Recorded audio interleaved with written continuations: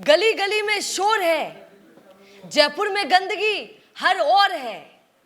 यही है भैया, आपका जयपुर गंदा है। कौन कह रहा है? सब कह रहे हैं और आप खुद कह रहे हैं। आप देखिए, I am from village and I am glad for it. जानते हैं क्यों? क्योंकि माँ का गाँव में कम से कम डस्टबिन तो हुआ भाई साहब। आपके जयपुर में गलियों में कॉलोनी में डस्टबिन तक नहीं होता है। बहुत आश्चर्य होता है। मैं तो गांव से हूँ, यहाँ पर जयपुर में काम धंधे के लिए आई हुई हूँ, काम करती हूँ यहाँ पर, तो रेंट पर रहना पड़ता है। वहाँ पर 5 दिन से गाड़ी वाला नहीं आया। स्वच्छ भारत का इरादा कर लिया हमने।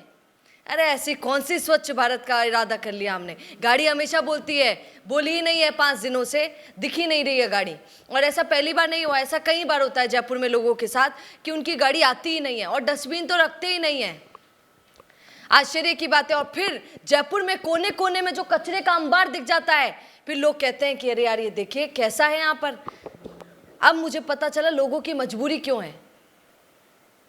जब मुझे ये कहा गया कि आप कचरा वहां पर डाल दीजिए, डस्टबिन नहीं, वो गाड़ी वाला नहीं आ रहा है, तो क्या कर सकती हैं आप? शर्म आई। रात को गई मैं 9 बजे, ये वीडियो मैंने बनाया। देख रहे हैं आप, आपके जयपुर में ऐसे बहुत सारे अंबार हर जगह लगे रहते हैं। जयपुर में इसीलिए लगे रहते हैं क्योंकि जो गाड़ियां जिनका बिल पे कर रहे हैं आप, बिजली का बिल आपका आता है, याद है आपको, उसमें उस गाड़ी का इंक्लूड होके आता है। वो जो गाड़ी आपके कचरे वाली आती है, डस्टबिन का इंक्लूड होके आता है, पर डस्टबिन आज तक जयपुर के लोगों को मिल नहीं पाया। फिर वो पैसा कहाँ जा रहा है?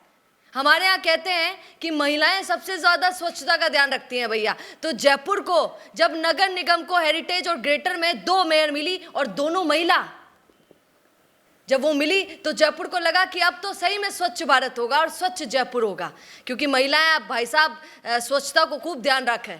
पर यहाँ पर तो उल्टा ही हो रहा है। पता नहीं वो कहाँ खोई हुई हैं, कहाँ सोई हुई हैं। और अब जो ये कचरा आप डालने वाली गाड़ी आएगी, वो भी अलग से पैसा चार्ज करेगी। मतलब बिजली में तो ले ही रहे थे, अब अलग से चार्ज करेंगे। तो उसमें शायद कम ले रहे थे, इसमें अब ज्यादा लेंगे। गजब करते हैं। आपको एक बात बोलूं, ध्यान से सुनिएगा। सरकार योजनाएं बना देती है गरीबों के लिए, और जो अमीर लोग होते हैं उनका तो कनेक्शन ही नेता लोगों से, सरकार से होता है डायरेक्ट।